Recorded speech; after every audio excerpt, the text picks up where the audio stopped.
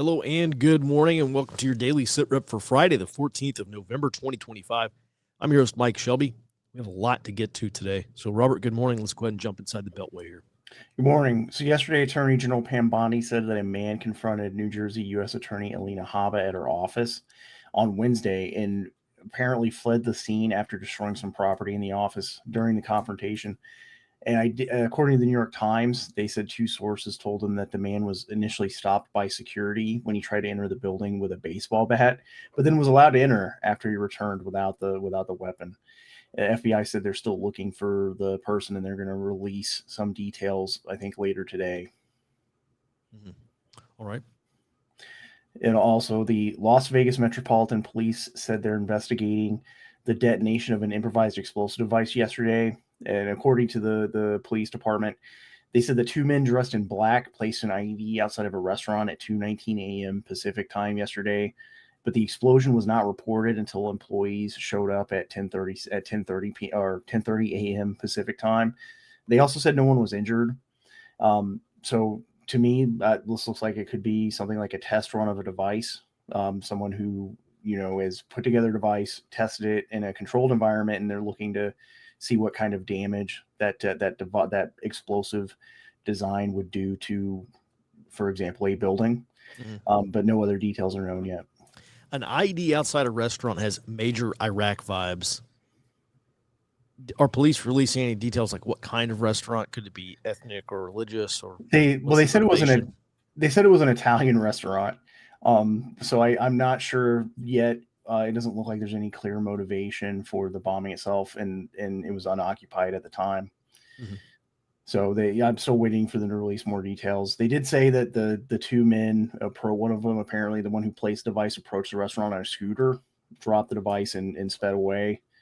But that was all that was the only details they released. Okay. Does not have the hallmark of any kind of, or at least that I can see, of any kind of far left or far right style terrorism. So maybe it was a signal. Maybe someone needs to pay back their loan or something. I don't know. All right, let's go ahead and move on to this latest. Trump DOJ joins a lawsuit to try to stop this redistricting in California, which was approved. Wasn't that Prop 50 that passed just last week or so? Correct. So they're joining this lawsuit that was filed by the California Republican Party, and they're trying to stop this new map from taking effect. And they're claiming that while the public advertisement for Prop 50 was that this was a partisan gerrymander, that California Democrats among themselves and in the actual state legislature said that this was a racial gerrymander. So they're suing, claiming that this is an illegal racial gerrymander of the Voting Rights Act. I think this is interesting because this is an indicator. I think that the Trump Department of Justice is expecting the Supreme Court to rule that the VRA Section 2, that they're going to strike that down. And it would be soon enough for it to actually impact the 2026 election. So best case scenario for the Trump administration, Supreme Court strikes down Section 2 of the Voting Rights Act, which thereby essentially stops this California redistricting, maybe removing those +5 Democrat seats heading into the 26 midterms. Yeah, and because the language of the Voting Rights Act Section 2, as the actual language would make racial gerrymanders illegal, but over the course of the last 6 decades, case law has been used to have it mean the opposite, to allow racial gerrymandering. And if they do, depending on how this, the Supreme Court decision, which looks likely to rule in the Trump administration's favor and Republicans' favor, this would give them 19 possible seats and also potentially take away this +5. Mm-hmm. Okay. All right. And then heading over to North Carolina, there's, this is a form of protest, but there's a Democrat who is saying that she's going to change her party affiliation from Democrat to Republican in order to run in the Republican primary. Yeah, this is Kate Barr, who ran last year as a state senator in the same district as a Democrat, which she said was intended to lose as a protest against gerrymandering. She said now she's running against Tim Moore, who's a Republican representative from North Carolina, in the primary next year. There was a former Democratic Party strategist Asher Hildebrand said that he expects that there will be more of these Democrat candidates that he said with quote heterodox views that will start switching their parties to run in primary elections. Because Barr, when she announced that she was doing this, called on Democrats and other Republican states where she said they've had extreme partisan gerrymandering to switch parties to run as Republicans. Mm-hmm. Okay. Something that's happening here in Texas is there's been this push to close our primaries. So Texas has open primaries so Democrats can vote in the Republican primaries if they want, and they're trying to close them, which is somewhat related. And to be honest, I bring that up because I don't think anyone's real sure exactly how that could change the primary system. But let's be honest, Democrats have been running as Republicans for a long time. They're just now doing it openly here, I guess. All right, and then finally, we've been kind of keeping track of this ICE training pipeline, but Customs and Border Patrol has their own, and so they're expecting hundreds of more Border Patrol agents to hit the streets. Well, so this was from an interview yesterday with CBP official Greg Bovino. He said that this is a quarterly training, a normal quarterly training, but there are several hundred CBP agents in West Virginia now training and preparing for the next federal surge. He did not confirm that it would be Charlotte, North Carolina, but he did say that Charlotte is one of the possible next targets. He also mentioned Cleveland, Ohio, and potentially New York for where they could go after they're done with this training in West Virginia. Mm-hmm. All right. And then they will be redeployed from Chicago to this. Is that what's happening here? Chicago would be winding down and they're going to hit the next city, or no? Well, he said actually Chicago's not winding down, but he did not say. He said that they could possibly redeploy these hundreds of federal agents to Chicago, which would be, I think, an increase of where they were Midway Blitz, the amount of CBP agents that have been in Midway Blitz so far. But he was very vague about where they would be going. He did say Chicago is a possible redeployment location, so it would be an increase of the current surge. Mm-hmm. All right, tracking. All right, thanks for that. And we'll move over to the Global Sit Rep. Jared, good morning. So it's still officially Secretary of Defense, but whatever. Secretary of War, Pete Hegseth, announced on his Twitter account, this Operation Southern Spear, which is this Western Hemisphere-wide counter-drug operation. Is that what we're looking at here? Yes. The details so far are sparse. Haven't seen an official release aside from his official account.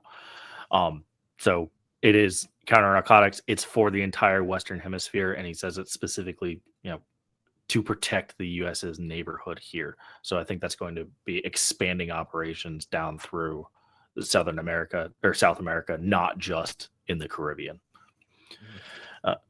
And then actually on that note, Ecuador this weekend will vote on whether or not to reestablish U.S. bases that were closed in 2009. And the Ecuadorian president does expect this vote to pass already, but anonymous Ecuadorian authorities said that even a no vote on this will not derail security plans with the United States. They're moving forward on counter narcotics. And then still staying in Latin America. Daniel Elkins, the founder and president of the Special Operations Association of America, said yesterday on a discussion on Venezuela that peaceful transition of power is the ideal, but we have SOF, the Special Operations Forces, presence in the region to give the president optionality in case we need it. So if peaceful operations don't work, their special forces are there. Yeah, I mean, that unconventional warfare is an SF mission, and of course the United States has options. Jared, we were talking about that yesterday afternoon. It didn't appear to me like that's necessarily a veiled threat or any kind of foreshadowing, like the United States using any kind of special operations troops to overthrow the Maduro regime. But we sure have a lot of assets in that region that could potentially do it. Yeah. To me, the most important thing here is there's been a lot of speculation that they would be in the region, but there's not really been anything confirming. Here's somebody that would know or should know, saying they are in the region. They are prepared in case they need it. That's kind of the same thing that the U.S. as well. It's not there as a direct threat, but if it's needed, it is. A lot of it is there. Mm-hmm. And then finally, we're going to move over to Asia. The Chinese ministries of foreign affairs and defense both condemned the Japanese prime minister for her promise to intervene against the Chinese military action on Taiwan if they ever take it. And China's vice foreign minister even summoned the Japanese ambassador to demand that the Japanese prime minister recant. Now, this is all following on from the Chinese diplomat in Japan threatening to behead the Japanese prime minister over these comments. So that has not been condemned at all by the Chinese. That's a little alarming. But Jared, let's go back. So the new Japanese prime minister came out and said Chinese action on Taiwan would be an existential threat to Japan, basically implying Japan would have to get involved. No, not implying. She said it is survival threatening. We will get involved. Okay, so that's setting this up, and now the Chinese are reacting to that. Yes. Okay. It's gone much farther than merely internal to Japan, sort of with the consul general there from China, but now everybody almost all the way up to Xi Jinping has said, no, you need to pull this back. All right. And then over in South Korea, the South Korea and the United States agreed to give South Korea uranium enrichment. It's technically for civilian purposes, but they are providing uranium enrichment. South Korea does not currently have that ability. Now, the U.S. is already changing the balance of power in the Pacific with the U.S.-Korea submarine deal, which I think is likely to use an American reactor, just the same way as AUKUS would, the Australia, UK, US submarine deal. But South Korea gaining the enrichment capabilities also makes it easier for them to unilaterally develop nuclear weapons because they have the enrichment process then. That's similar to what we've seen in Iran. And there has already been talk of, from South Korea, should we develop our own nuclear weapons? And is the U.S. reliably going to provide us a nuclear umbrella? In the same deal, the U.S. did say, we are still going to provide you the nuclear umbrella. So I think they're trying to mitigate the risk of that, of South Korea unilaterally developing them. All right. Tracking. Thanks for that. Quick question here, since it came up. Didn't they officially change it to the Department of War? Pictures show Hegseth even putting up the sign on the building yesterday. Well, Jared, let's talk about this because I'm still seeing documents being released with the Department of Defense logo. They do not say Department of War, at least on some of the official reports that I've read over the past couple months. My understanding is the Department of War is basically like a doing business as name. The DOD is doing business as the Department of War. It's not an official name change. Is that understanding correct? Like, let's get clear on exactly what that is. If I remember right, when all this first came out, it was to be understood as unofficial, and the official name change would have to be legislated. Passed by Congress. Yeah. Okay. And Robert, do you know of any efforts by Congress to officially change the name? No, not yet. And last I saw, I think was some Republican lawmakers say it would cost like $2 billion to change the name. So there's been some, there's like not been any movement on it. Honestly, what's another $2 billion? I mean, really, $38 trillion in national debt, $200 trillion in unfunded liabilities. What's another $2 billion? I say that tongue in cheek, of course. All right. So at any rate, I noticed this on X. I'll say the Department of Defense because officially it's still the DOD, and I'll get jumped on.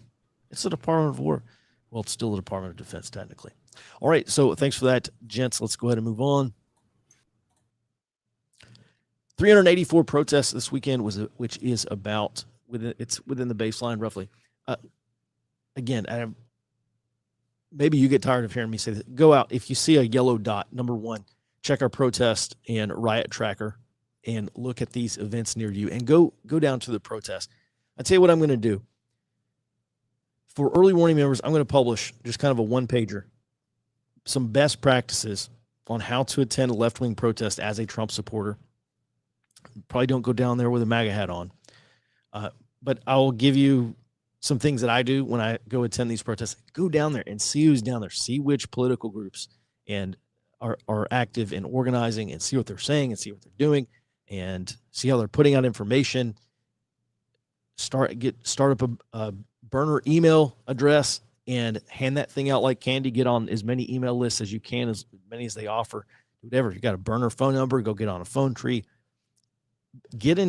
Stay in contact or allow them to stay in contact with you, because when they're pushing out information, and this is going to be so big.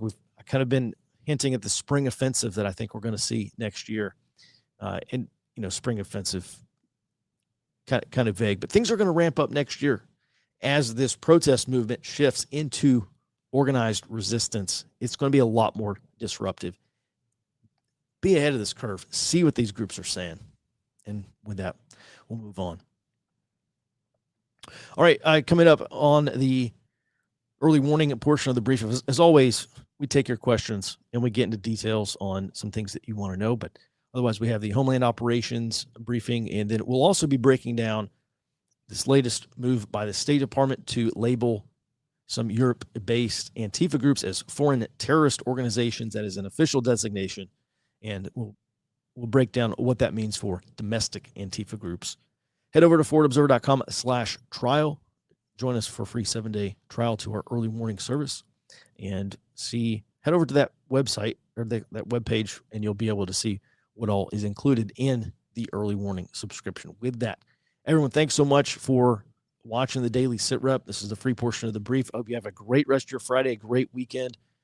Sit rep folks, we'll be back on Monday. Early warning folks, please stand by. And Jared, please take us out.